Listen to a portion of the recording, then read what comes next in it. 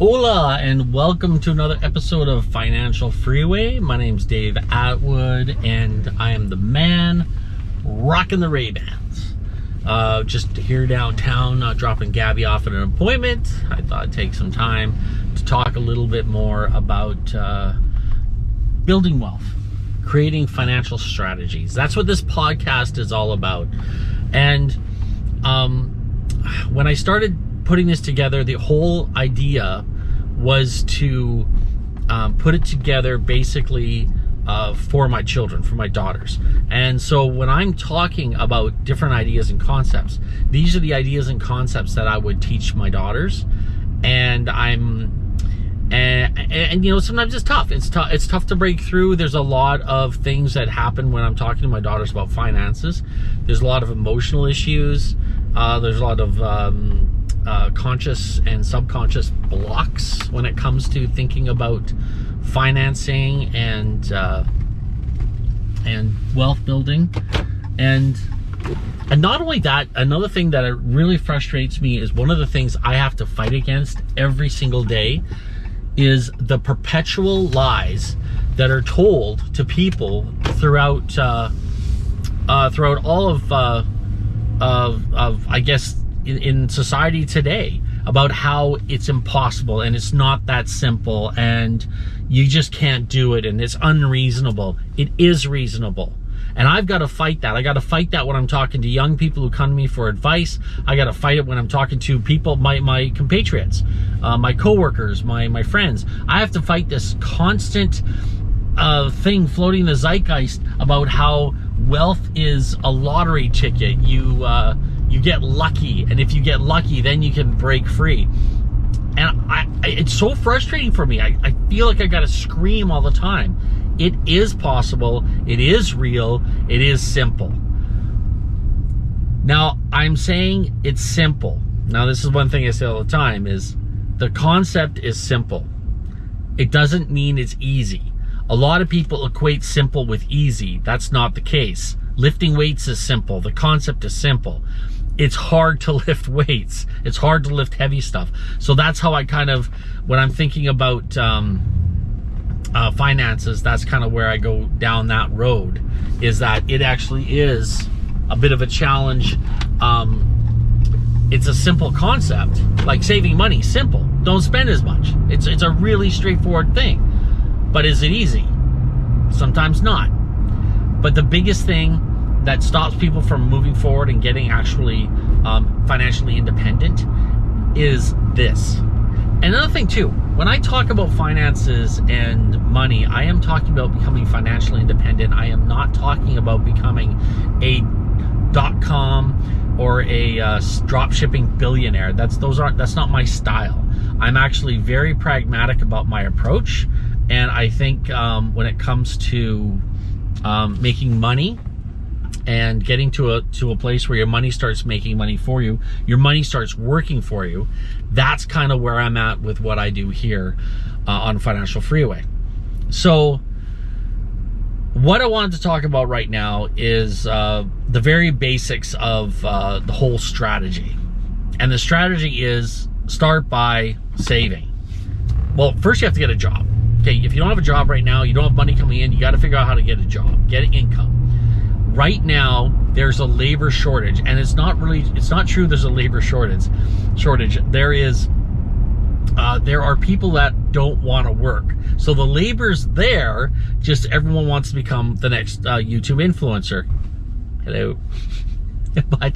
But the reality is that people are out there actually, I guess the term is eating their own tail.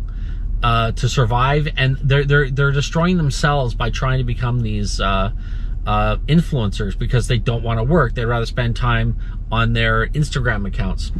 I'm here to say this, what you need to do is get your ass out there. And if you're listening to me right now and you don't have a job where you're making 25 bucks an hour, you need to get out there, find a job that'll give you 25 bucks an hour. It doesn't matter if you like the job or not, or if it's soul fulfilling, or if it's your heart's dream, or it's your passion. Don't give a shit about that right now. Don't worry about that stuff. What you're gonna do right now is get a job that makes money. And here's the thing, if you are out there and you're willing to work, if you're willing to get up in the morning at 6 o'clock, go to work and actually show up on time, what's going to happen, this crazy thing, you're going to be able to start negotiating, because there's no one else out there doing this right now. All the other kids don't want to work. So what companies are doing is they're actually importing people from other countries to do jobs. Blew my mind when I found this out. You mean that little Susie doesn't want to go work at McDonald's anymore, so because she wants to become the next Instagram influencer? That just that boggles my mind. So that being the case, I'm hoping if you're listening to this today in 2023, I'm hoping to God, if you're listening to this, you take this to heart. If you walk in and you have this much brain power, like this much, you just get a couple of brain cells and you can rub them together, create a little bit of friction to create some heat. You would be able to go in there and negotiate just about with any company a decent wage. And if you can't go in there, say you're starting somewhere and they say, okay, we actually start everyone off at minimum wage, yeah, that's fine. So when you go in there and you start thinking about negotiating your wage, and they say, yeah, we're minimum wage to start, you say, okay, how about this? I'll do this, and 3 months later, we renegotiate my wage. That to me is perfect. That's what you want to do. Then when you go in there in 3 months, if you just, like I say, all you need to do is show up to work on time. If you just do that one thing, you would be so much further ahead than so many people that are out there right now that are just not willing to do the little bit of work it takes to get ahead. And if you just put a little bit of effort in, you're willing to do a few push-ups, you're gonna get a job making 25 bucks an hour, no problem. If you don't have a job making 25 bucks an hour, renegotiate, be aggressive, because there are not enough people to fill the jobs. Right now, you have the leverage in the negotiating. It's not always gonna be the case. Back in the 80s when I got out of high school, that was not the case at all. You could not find a job to save your life. In fact, there was a lot of people that were willing to work for free just to prove to the company that they were capable of doing the job. That was part of their application process. Now people aren't, they won't roll out of bed. They simply won't roll out of bed. So if you're able to do that, that's when you can start saving some bucks. You get the job and you live frugally, and as frugally as you possibly can. And this is basically the path, okay? I'm crushing through this really fast. Work, save, invest, build. And that's when you start building your own business. But work, save your money, and when you have enough money saved, start investing. And when I mean enough money, here's what you do. How much does it cost for you to live, whatever you're doing? Say you're living at your parents and it costs you $0 to live, then you can live indefinitely, right? So you can start investing right away. But you want to have, as a rule of thumb, you want to have 6 months cash set aside in a, what is this person doing? We're on the highway now. Come on. I never understand why people get on the highway and decide to drive. Like, what is going on here? Oh, there she is. She's going to the slow lane now. Not that I'm speeding, but come on. I mean, just the speed limit's all I'm asking. So,